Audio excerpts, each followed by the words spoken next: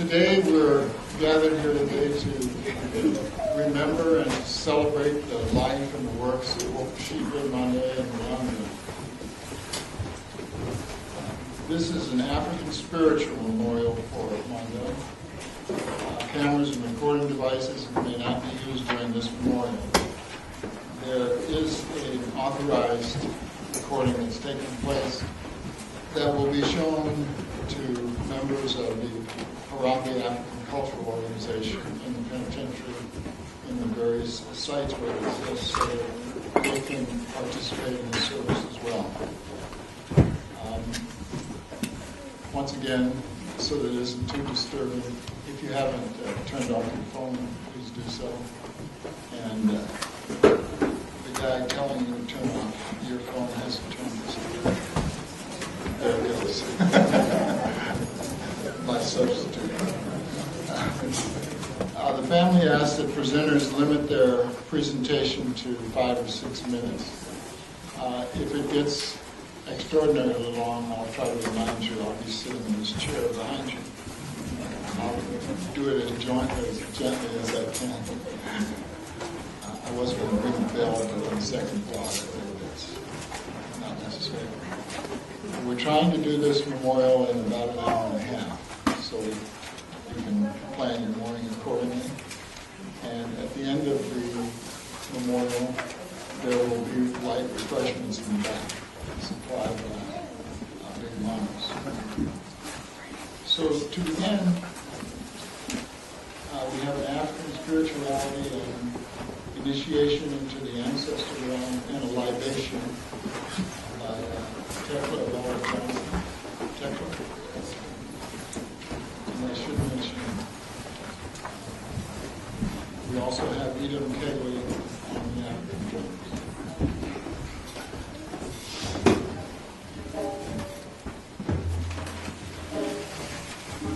Harambe. Rituals at death in Africa, the pouring of a drinkable liquid with the right hand, the shaving of the head symbolizing death and new life, and creating a shrine for a new ancestor are all rooted in the African worldview. In our original homeland, death is understood as a part of the continuum of life, just in an altered state. And Africans express the transitions in life with a circle, like the ring shout of our enslaved ancestors who saw sunrise, youth, maturity, sunset, and then sunrise again. The goal of life for we Africans is to become an ancestor, the whole person, continuing to live on in the spiritual realm. And Mondo and I had a conversation, and this is what he said: I think I lived a good enough life to become an ancestor. So, spiritual texts used in this libation come from the Quran, from a poem from Pharaoh Akhenaten written on the tomb of Ai at Armana, from a Mende morning song sung in coastal South Carolina, as well as in Sierra Leone, South Africa.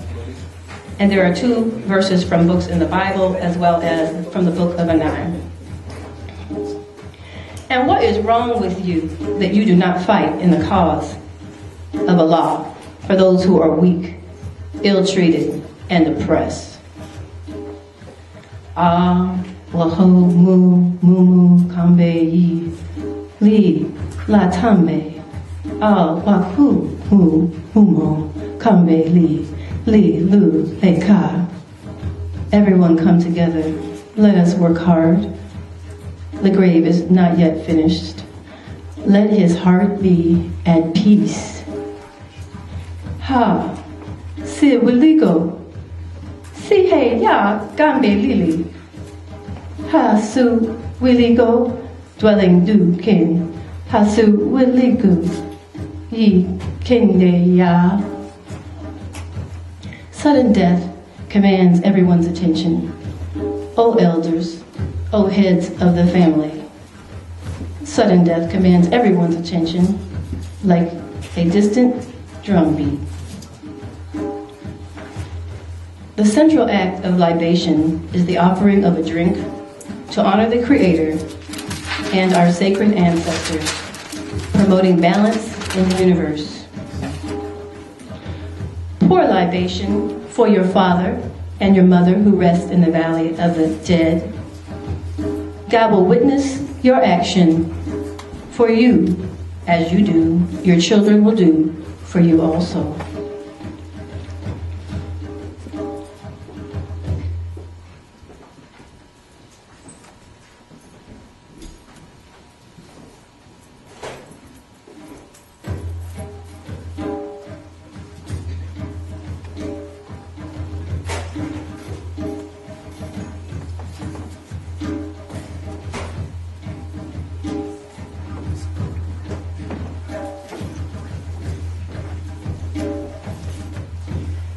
You appearest beautifully on the horizon, the beginning of life.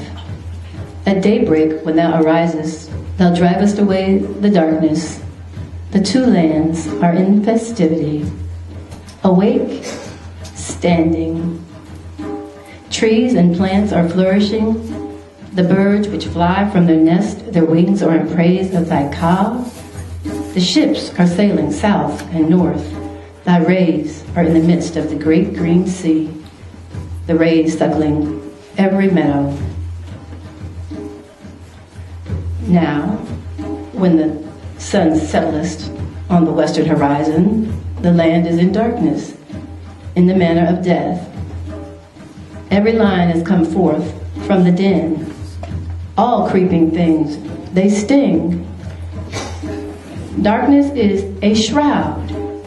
The earth is stillness, for he who made them rests now in the horizon.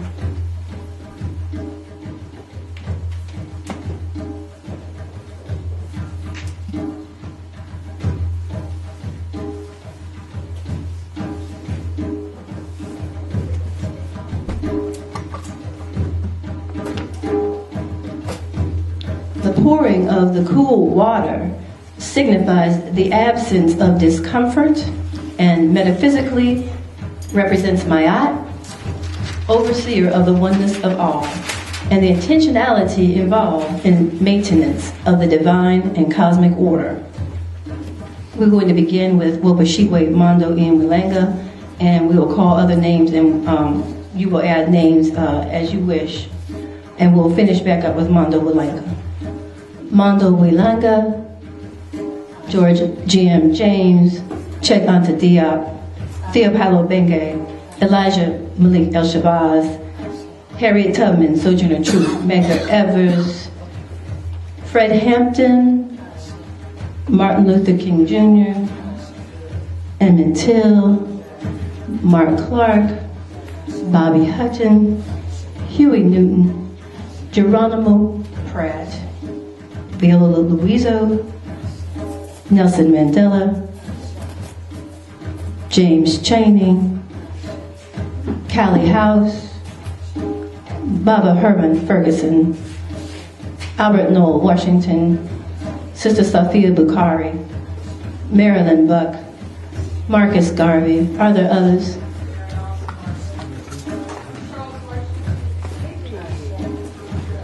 Ashe.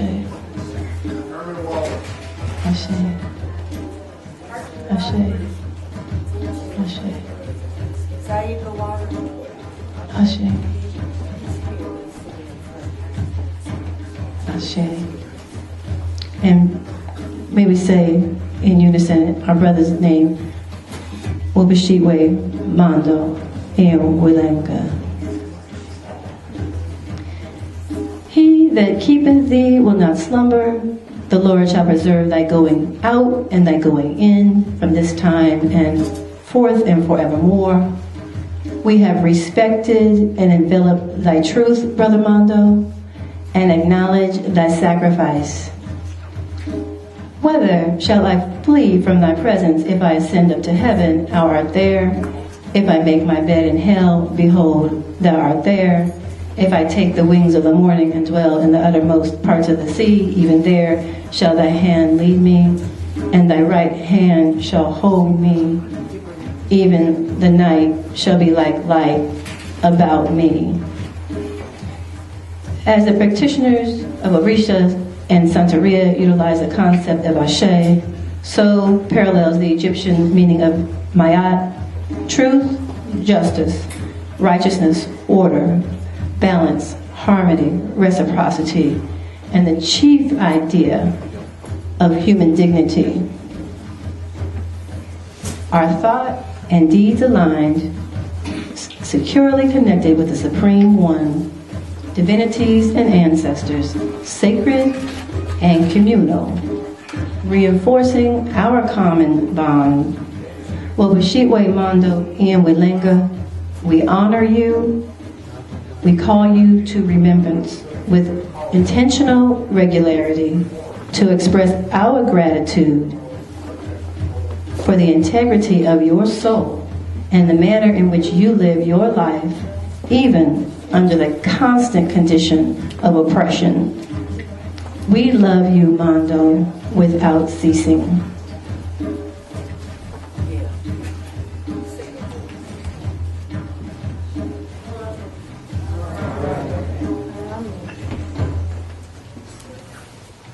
Thank you, Dr. Johnson.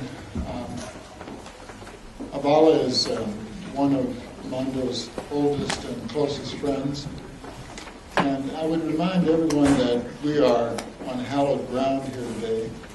For those of you who may not be familiar with the circumstances of where we are today, shortly to our south here, which is this way, is the birth site of Hajj Malik al-Shabazz, that are known as Malcolm X.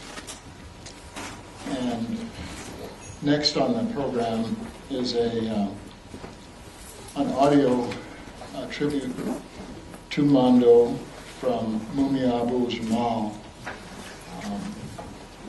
We can cue that up, Leo. While he comes, there's a site called Prison Radio where inmates can call and leave messages, and we've got a few from Mondo that we'll play today, as well as a couple. This is one of them from Mumia.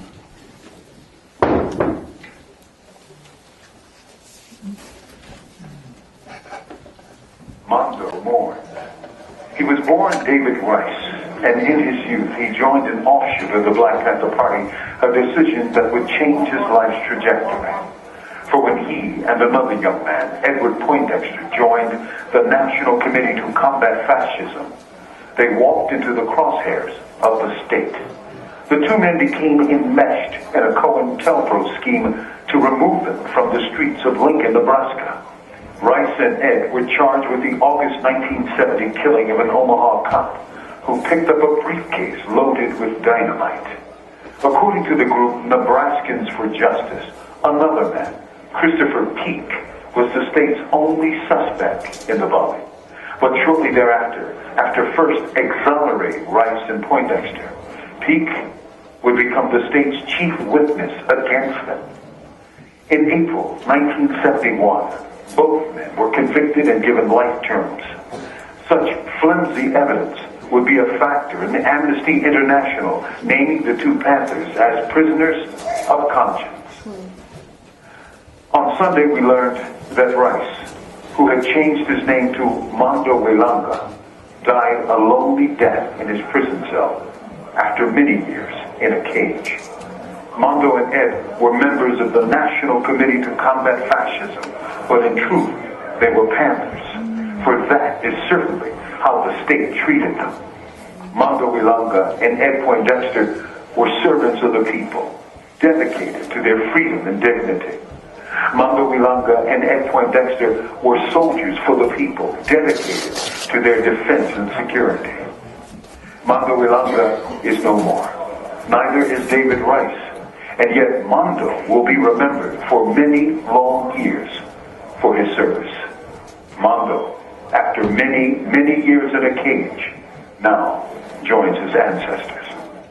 From imprisoned nation, this is Mumia Abu Jamal. And the many, many years that Mumia was talking about is 45 years. Shortly before the service began, an individual walked up who 2 months ago, completed 41 years in the Nebraska State Penitentiary.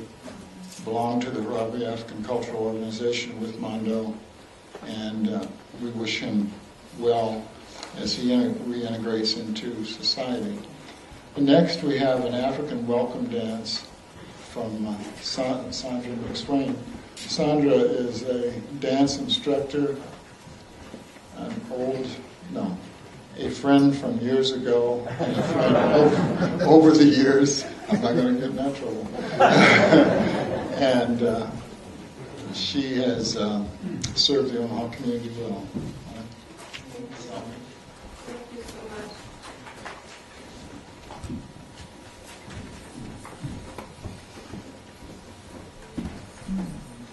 I'm going to have a few words. I'm going to use my voice is not the best today. Jumbo. Jumbo Sana. I can say hello, I can give a especially warm greeting. And we're welcoming each other today. I'm going to do a portion of a dance that my daughters and I did for Mondo at the penitentiaries a few times. And the movements in the dance have meaning. So I wanted you to know what we were doing as we were welcoming each other. This dance is really called Fanga Alafia, and it is a dance that most black dance companies learn. It's almost like our anthem dance. And in 1976, when we went to Nigeria, we took this dance. The original steps came from Liberia, but when we took the dance to Nigeria and it made the papers, now everybody thinks that's where this dance originated. But it is a welcome dance with meaning. I welcome you from my heart. We welcome each other from our hearts. But oh, let's not leave out our minds. We thank God for all the things that He has given to us that come from the earth. Our food, our shelter, our clothing, minerals, stones, our shelter. So we praise God. We salute Him all around us. We honor Him and our ancestors. And at the very end, I'm going to go down like this. And when I do this, you're going to say, Fanga Ashe. Fanga Ashe. Fanga Ashe. Fanga Ashe. Fanga Ashe. I'm expecting that from you. Fanga Alafia. Can I just say this? When I was attending Mondo's trial here in Omaha, I'm from Oakland, California originally. But when I was here attending his trial, if you could see what I saw, you would know it was a farce. It was a farce. And the jury members, they were sleeping. Just have to tell us. Fanga, you're welcome.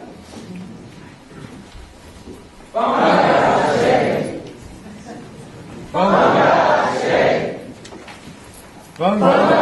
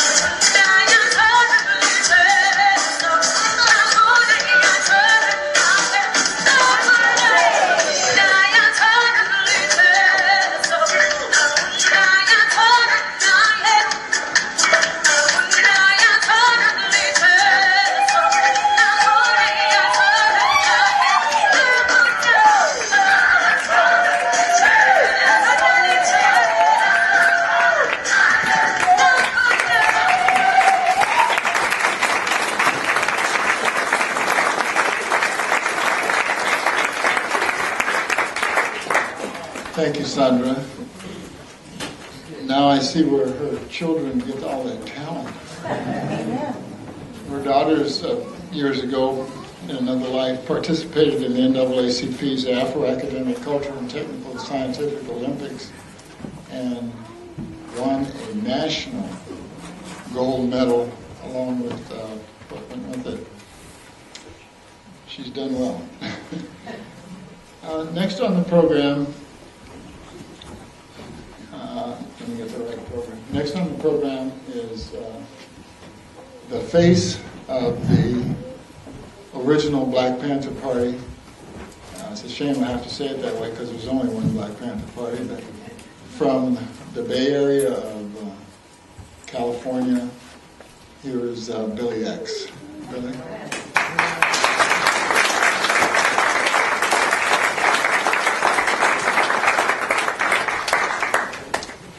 Greetings, everyone. As Buddy said, I'm from the Bay Area. I'm a former Panther. I'm here to represent members of the Black Panther Party worldwide. I act as the historian for the Black Panther Party. We have a website called www.itsabouttimebpp.com. On this website, we have a lot of information about chapters and branches of the Black Panther Party. And if you want further information about the party, you can go to this website. But I'm here to make some announcements. Many party members knew that I was going to travel here today, and my website and email was flooded with comments from throughout the world. So instead of trying to read all these comments that they wanted me to read, read this for me. But I'm just going to announce some of the people who contacted me to read their announcements. One of the first announcements I got was from Australia, from the Aborigine Panthers. We had an organization there, and also from the Polynesian Panthers in New Zealand sent a letter of support. Also, the Panthers in the UK, as well as Pete and Charlotte O'Neill in Tanzania, Africa, right? In fact, Charlotte is in America right now, and she wrote one separate from Pete. Pete, as you know, is still in exile for 40-something years from Kansas City, right? Also, from the Black Panther Party Central Committee, I got a personal telephone call from Kathleen Cleaver, sending her well wishes, as well as Emory Douglas, former Minister of Culture of the Black Panther Party, as well as Albert Big Man Howard, who is our international and national spokesperson and first editor of the Black Panther Party newspaper. Now, also in the Bay Area, there's a newspaper called the San Francisco Bay View, which I say is the Black Panther Party paper of today. It comes out once a month, but every other month there's an article by Mondo in it. For real. Long articles. You know, Mondo can write. And so we have their support, and also the hosting committee for the 50th year celebration of the Black Panther Party, which I'm a part of. Also, when a fallen member, a dear party member falls, we always like to present to the family a beret. We have the 50th anniversary T-shirt here. This Black Panther Party was founded in 1966. 2016 makes it the 50th year. We're having our celebration in October in the city of Oakland from the 20th to the 23rd. So we brought out a T-shirt, a beret with buttons on it from our archive, and as you walk by, you see some of the fallen comrades on the buttons, like George Jackson, Bobby Hutton, Fred Hampton, people who came before Mondo, but Mondo's still in their same light. Mondo has never left us. Mondo's body was free. Was in prison, but his mind was always free. All over the world, they knew who he was. That's why these people were writing me from all over the world. They knew about this brother, because this brother was a for real revolutionary. Revolutionary, that's the word we're talking about. So I just want to make those announcements, and like I said, as you pass by, we have the shirt, and it's a monument from from our organization, former members of the Black Panther Party. Even though we're not a formal organization, we're still here in spirit. Our legacy will never die. All power to the people.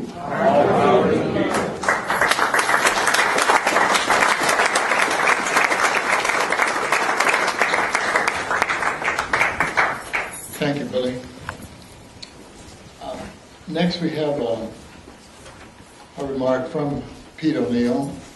I'm sure that's the one he sent you, but I want to read from it because Pete was the chairman of the Kansas City chapter of the Black Panther Party, and Mondo attended many, if not all, of the activities of the Kansas City chapter, and he and Pete became very dear friends over the years and communicated up until the end.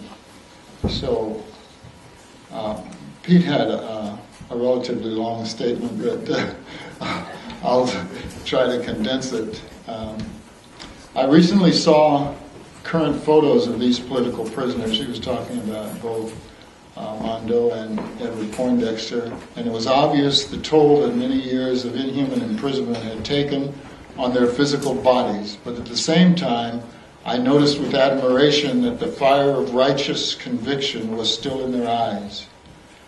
I stated in the earlier part of this that I did not read, that receiving the news of Mondo's passing was a shock, and it was.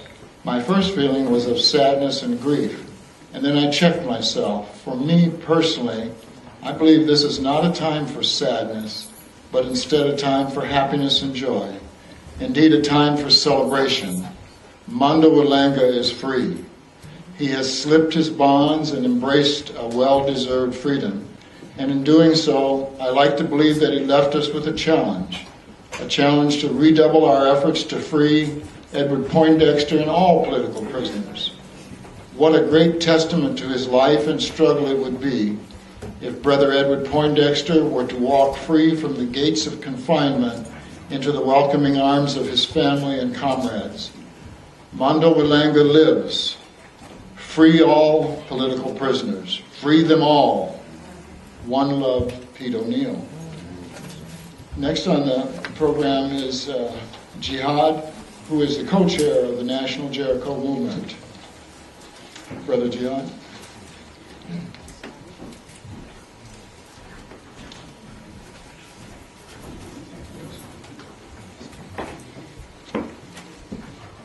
Greetings of peace. Assalamu alaikum. Wa alaikum salam, sir. Again, my name is Jihad Abdul-Hamid. I'm the co-chair of the National Jericho Movement. And I'm very honored to be here at the Malcolm X Community Center and at this auspicious occasion to honor our comrade. I too, like my comrade Billy X, was a member of the Black Panther Party and the Black Liberation Army. And I represent those freedom fighters that are still in prison, Mondo Langa being one of them. I have 3 quick messages from brothers, one sister. Billy X mentioned the respect, and my dear brother here, reading Peter O'Neill's letter, how Mondo has so much respect internationally around the world. And I want to read just shortly, all very short, letter from our comrades in the Basque country, Sister Angela Davis and myself over there in the beginning of February. And this is from Irache.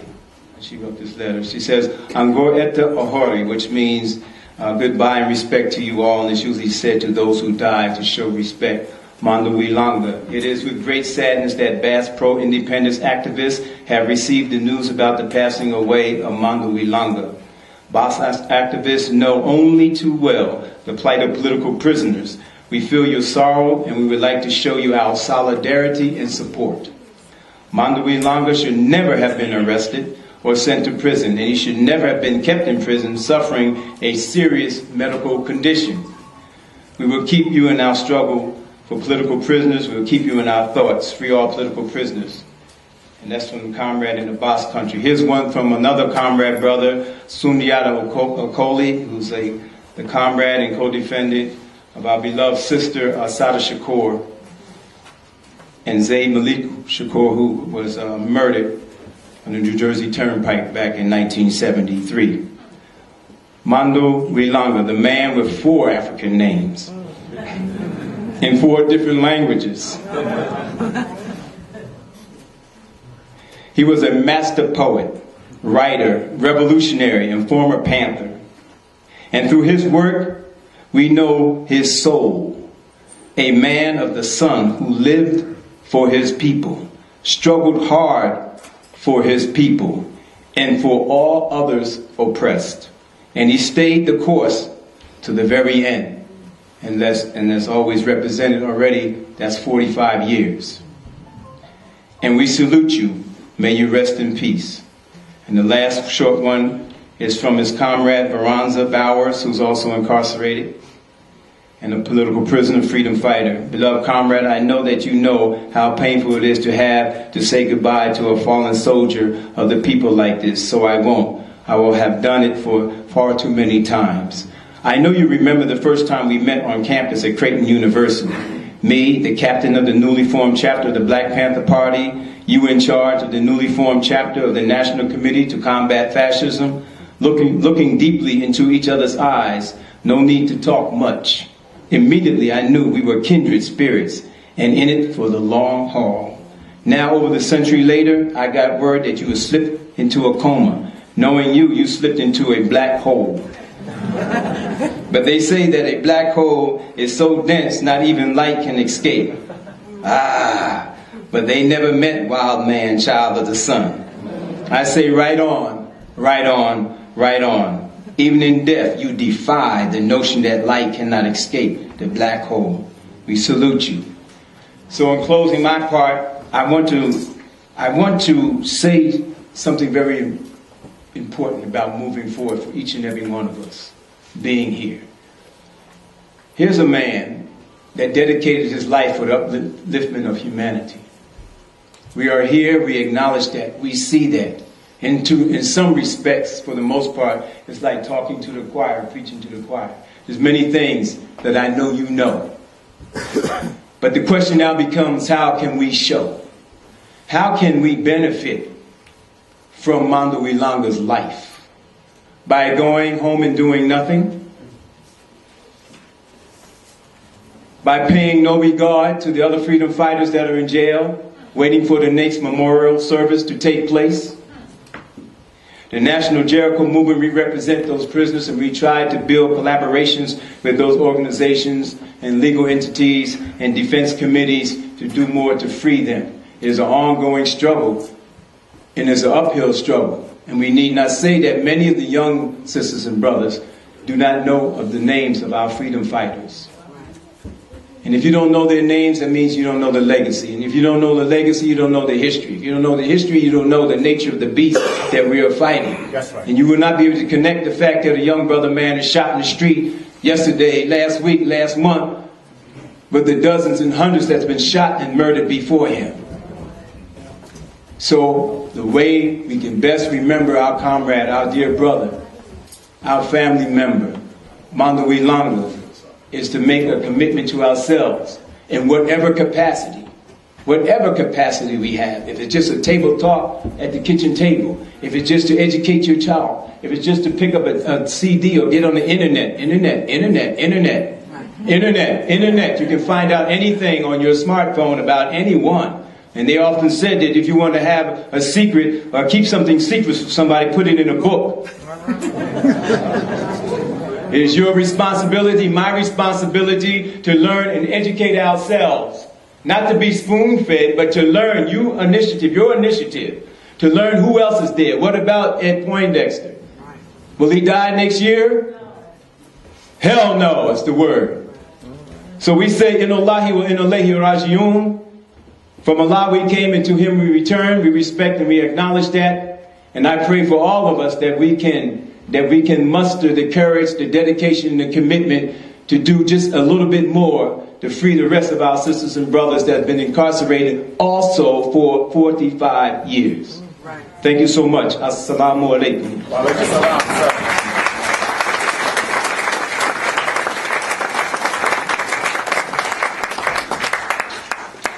Thank you, Brother Jihad. That is a moving tribute. Next on the program is a lady from Seattle. Jihad and Angela and Billy and a lot of you have traveled far to come, and we appreciate you being here. Linda traveled from Seattle. You've read, if you read the Omaha Star, there was a story on the front page yesterday, A Caged Bird is Free, which she wrote. She's written many articles, and she's a media consultant in addition to being a close friend of Mondo's. Here's Linda Kennedy.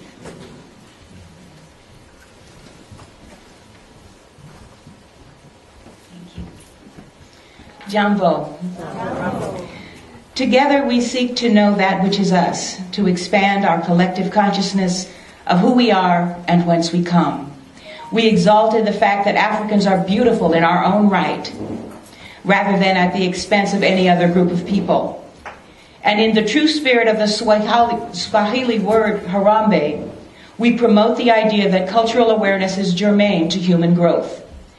That is the creed recited at the beginning of each of the Harambe African Cultural Organization meetings. The organization met weekly at the prison. It was an hour and a half of cultural exchange between community and the inmates. Under Mondo's leadership, that organization flourished. Mondo also edited the Harambe Flame, the monthly newsletter of the Nebraska State Penn chapter. That chapter is a Pan-Africanist publication, meaning that it espouses that all people of African descent are of one people, African people, having certain basic interests in common.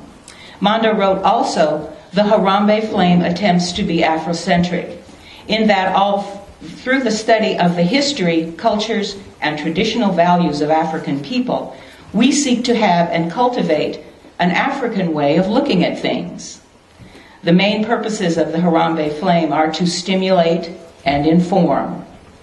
We list stimulate first because more than anything else, we want our readers to be moved, to question your ideas, lives, and the circumstances in which we live, and to challenge those things that must be challenged in order for us to move from a condition of mental and spiritual servitude and physical dependence on Caucasian institutions to a state of collective self-determination. Now, we don't know what Mondo would have become on the outside, but on the inside, he could have become a bitter bodybuilder, but he didn't. Mondo said, I don't have time to be bitter. I have my life to live. So instead, he remained hopeful and gave hope to others as a mentor and as a friend. So who knows how many lives he touched, how many lives he may have saved. Asante.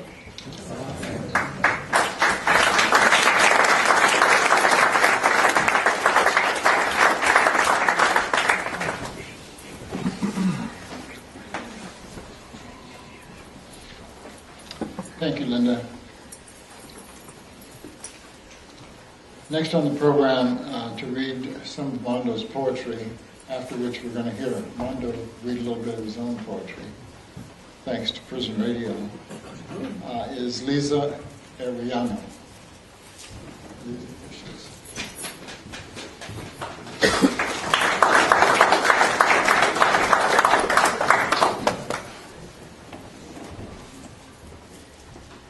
First of all, I'd like to send my love to Brother Mondo's family and to all the brothers and sisters and comrades who have gathered here today to pay our respect.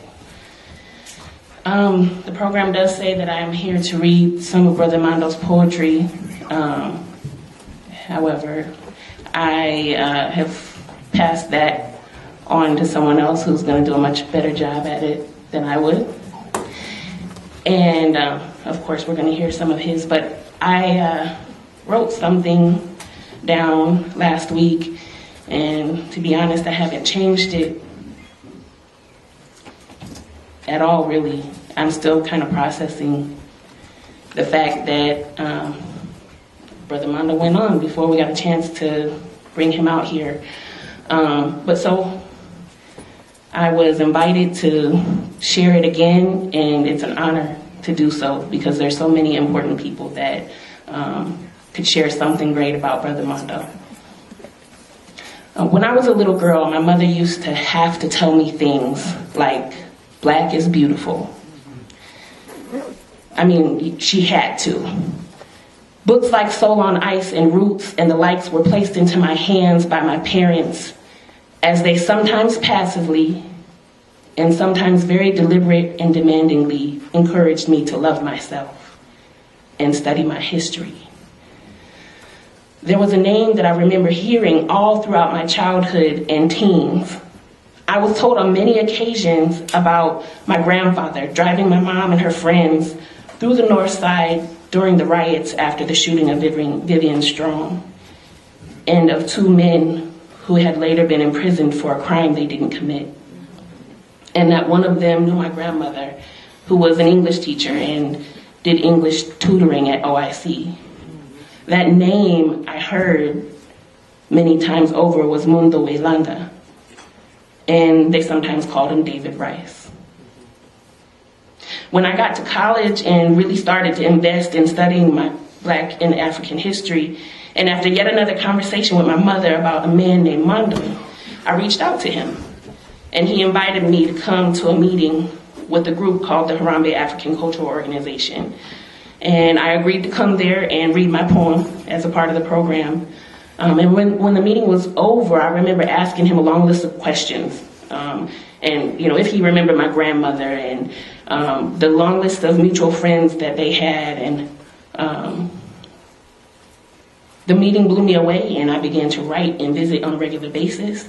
Mondo and I would share our poetry. We would write about what's going on the inside as far as Harambee and what was going on out here in the community as well, and about world events. It was funny sometimes how he knew more about what was going on out here than we did. He would ask me about my children.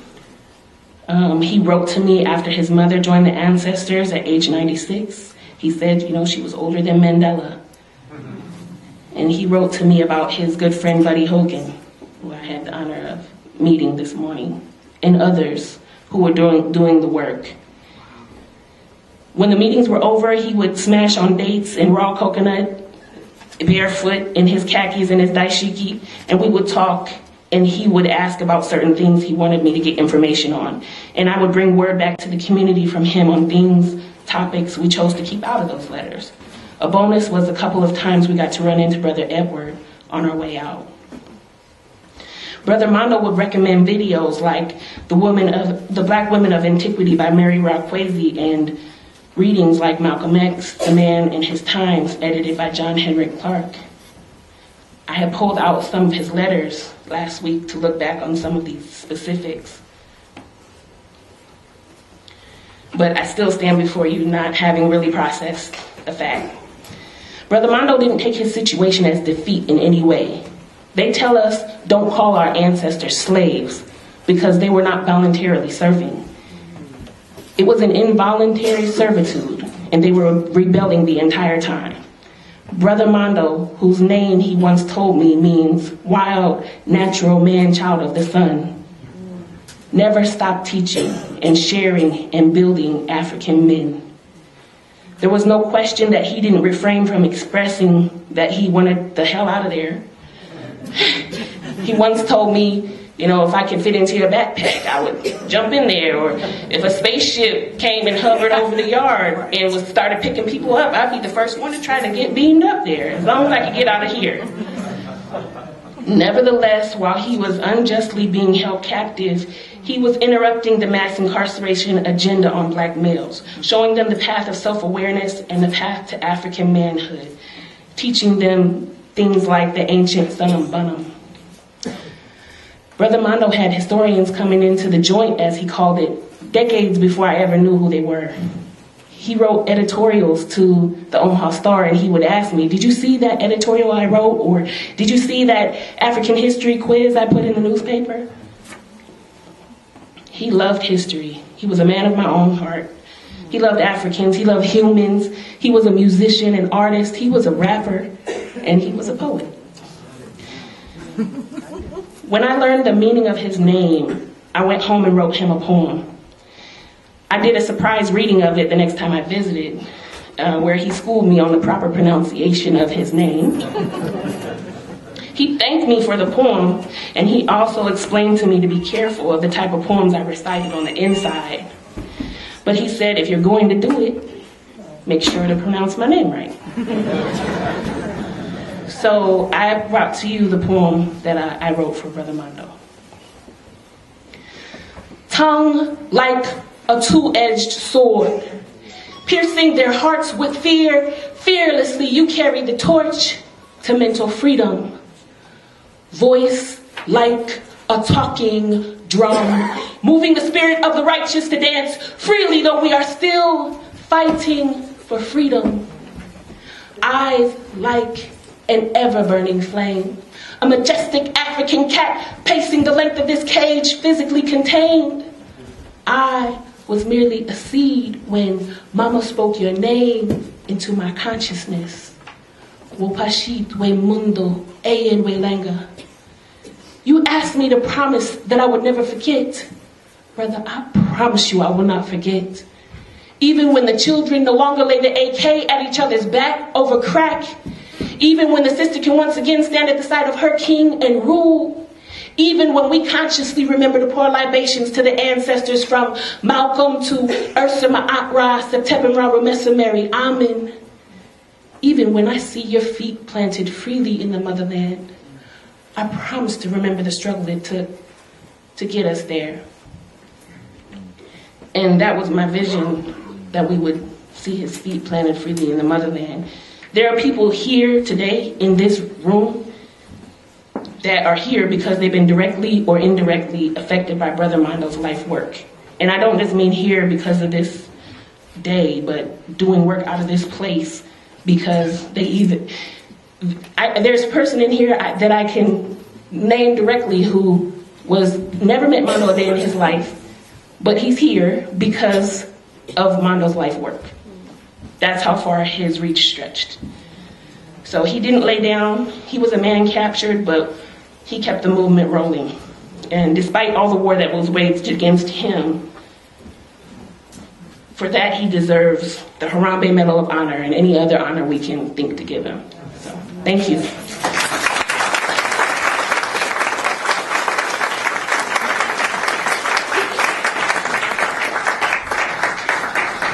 Thank you, Sister Lisa. The earlier event that Lisa referred to was also in this facility on the 16th of this month. It's known as an awakening ceremony, and it's traditional in African spiritual lore, and it's the actual passing or the assistance in the passing of the spirit to the next world. We're remembering Mondo and his life's work here today, and we're honoring him. But the awakening ceremony was the actual transmission of his spirit to the next world. And in African spiritual lore, his spirit will return to continue his good work as only spirits can do. As Lisa mentioned, now we're going to listen to Mondo through prison radio read one of his poems. It's entitled Aunt Ruthie.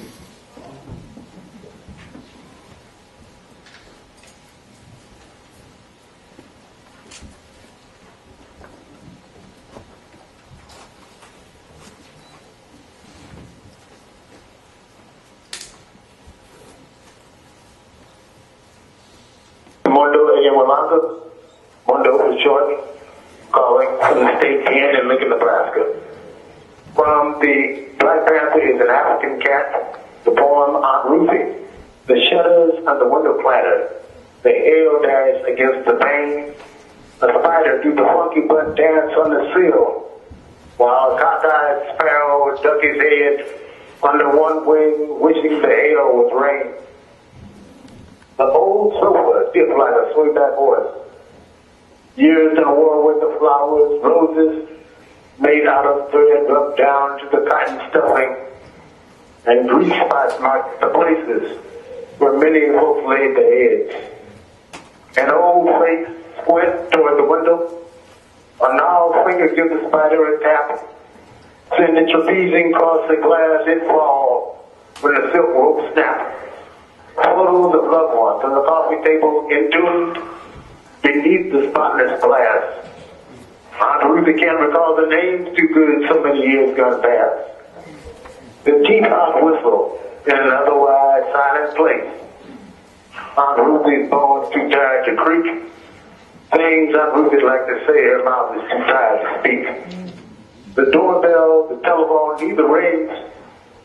The mailbox stands empty outside. Its door dropped open like a sagging lip. Inside, Aunt Ruthie shifts her aching body to ease the pain in her hip. Night falls, the hail subsides. Aunt Ruthie drops her face. Her lashes tangle in the dark, as if to hurry sleep along.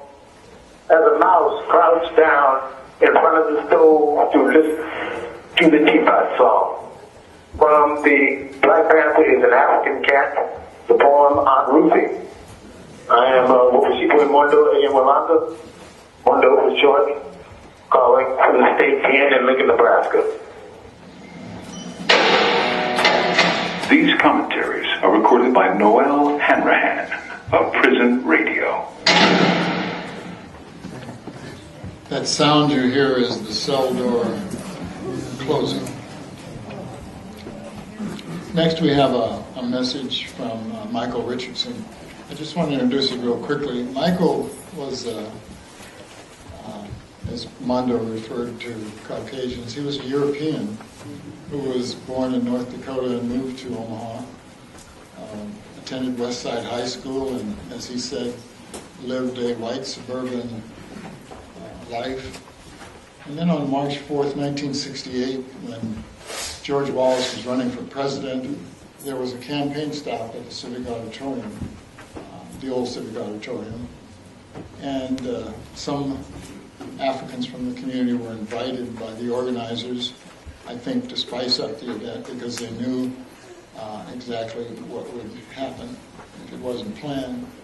And needless to say, during that event, which Mondo attended and Michael attended also, many Africans were severely beaten. People were the subject of chairs being thrown, and some were beaten with the metal chairs. It was, to say the least, a melee. Michael became aware at that time that life was not exactly the way he was experiencing it in the suburbs of Omaha. He now has a website called examiner.com, and it's about all things liberation, and much of it is devoted to Mondo. So he wrote a rather lengthy statement from Mondo, but I'm going to read just part of it in respect for you and for Mondo. I feel blessed to have met Mondo, and although my time with him was small, his influence was big. I have met few people in life with the personal integrity that guided Mondo. He was warm, witty, and intelligent, a real charmer. Mondo was also serious, sensitive, and reflective. I feel I am a better person for having known Mondo. No finer tribute could be given to this kind and gentle man than if we joined together and obtained freedom for Mondo's comrade, who remains caged inside. Mondo would join us with a shout, "Free Edward Poindexter," is a message from Edward Poindexter from Kitron Zykel, after which we'll have some more African drums. Kitron, here you are. Introduce. Here you are. Introduce.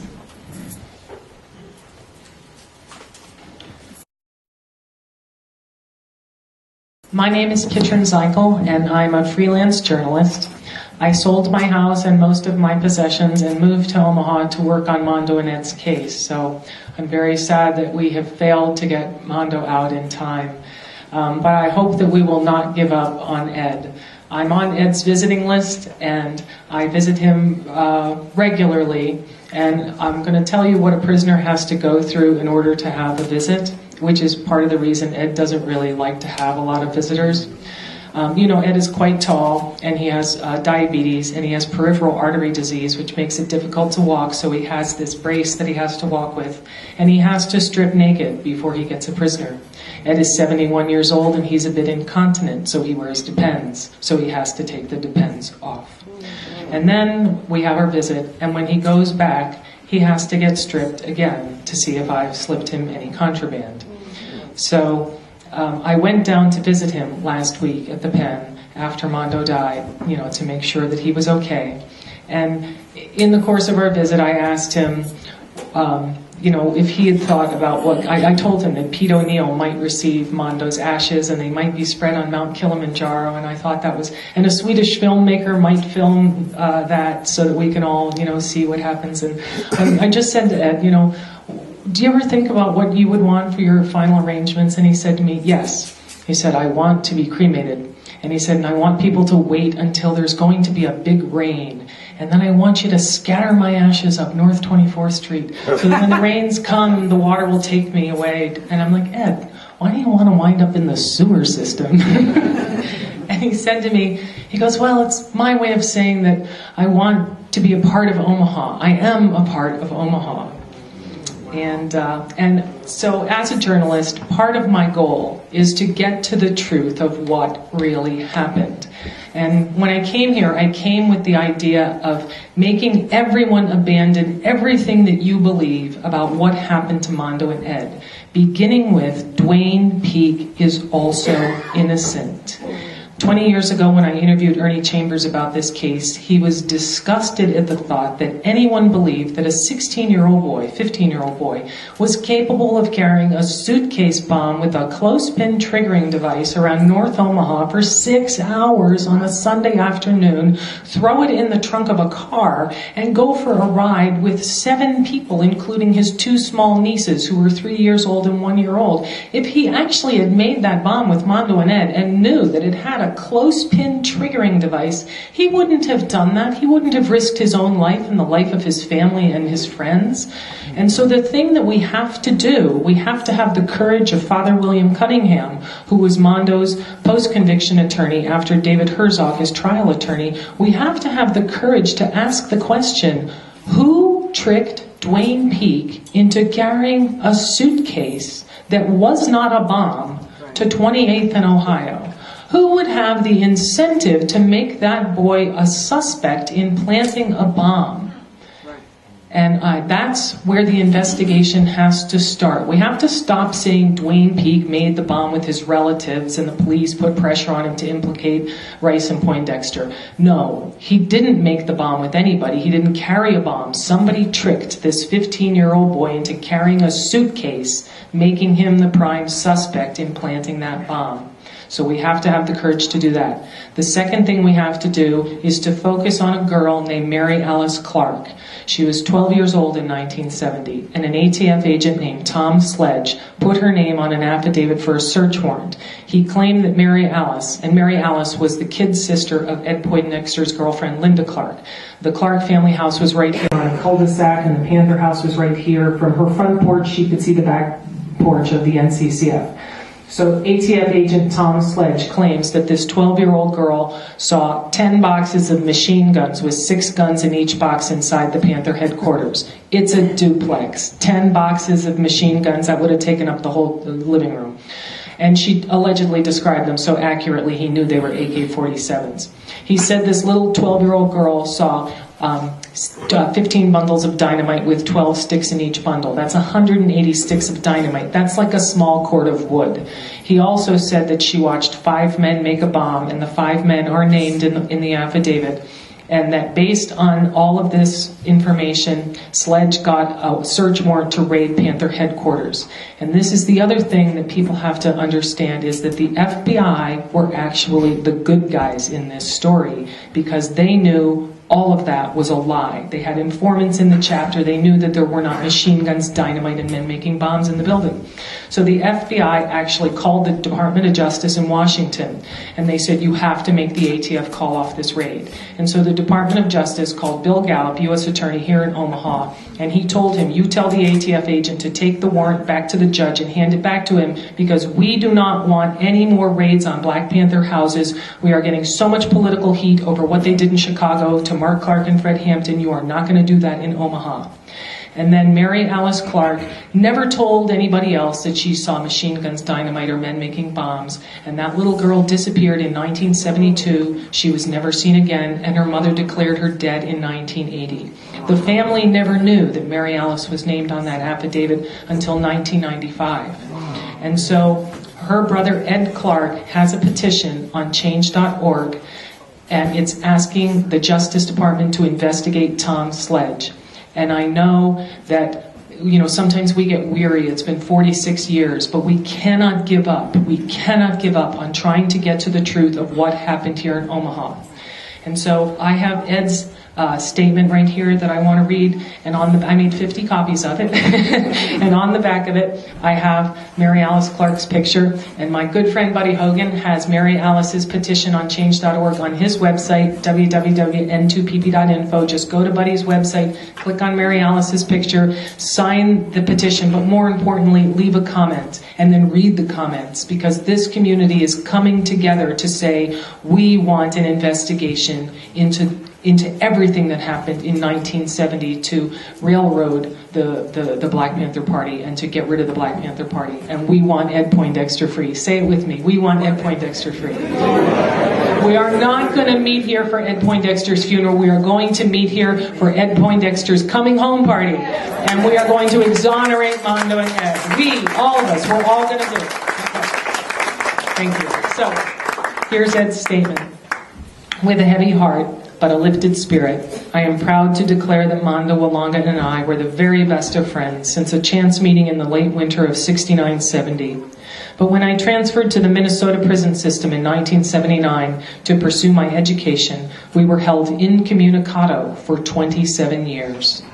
But upon returning to the Nebraska State Prison in 2006, I was elated to note that my old friend was still the same guy I met singing the blues in 1969. Mondo continued working for peace among economically and politically oppressed peoples.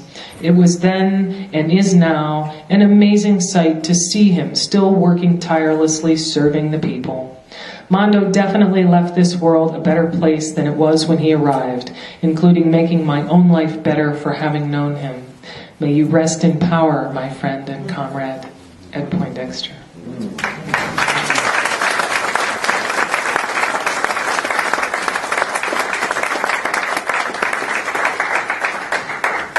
Thank you, Kitron.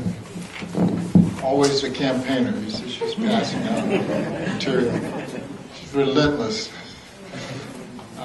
I should also mention with regard to Edward that he wrote me a letter a couple days after Mondo's passing, and he explained that on the day of his passing, which was March 11th, he became non-responsive in the morning. He was suffering from chronic obstructive pulmonary disease, which affects the lungs' ability to process oxygen.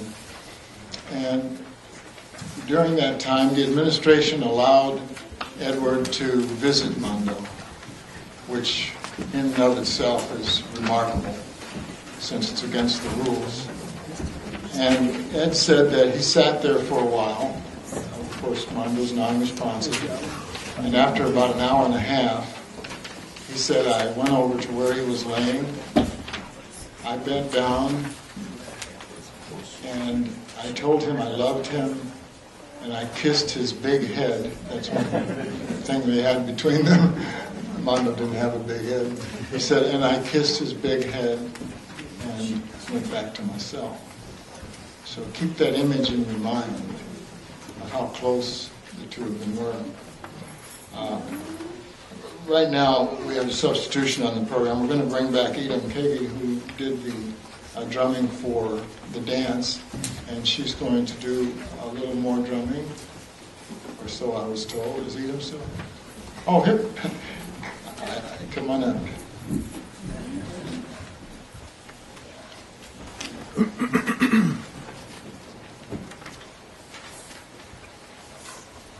We arranged to have all the presenters up front, so as I'm looking for them, right there.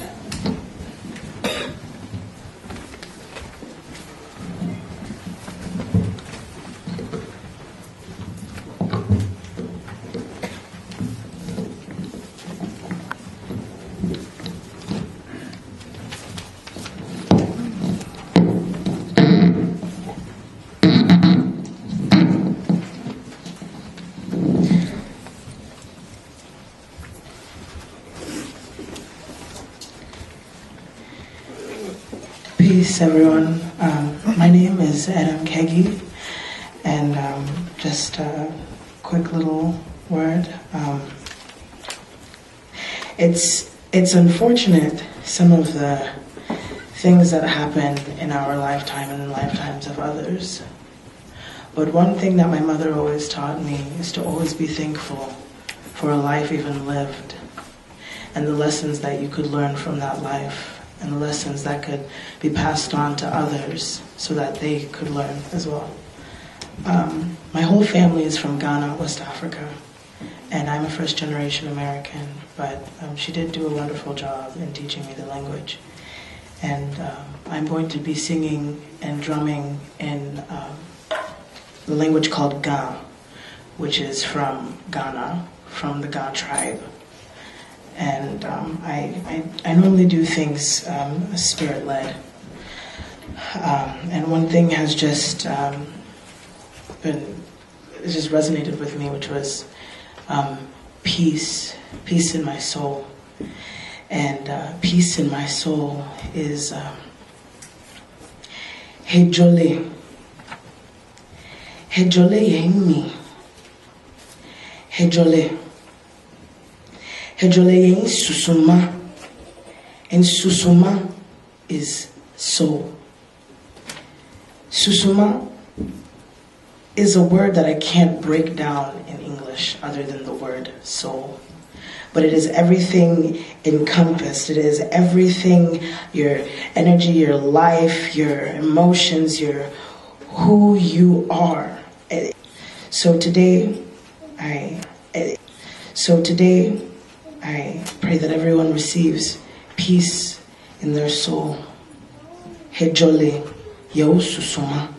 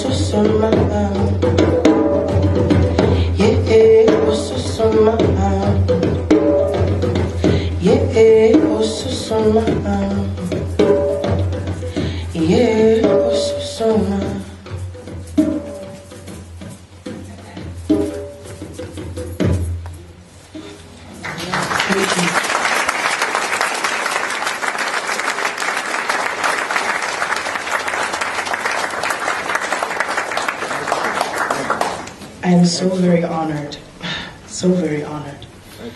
to be up here to do what I just did.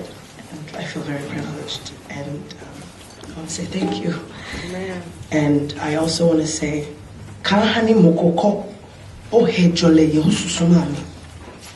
don't let anyone take the peace in your soul. They can do what they want to your mind. They can do what they want to your body. They can even at times bring uncomfort and pain to your heart. But don't let anyone take that peace from your soul. Hejole ye ususumami. And I leave you with that.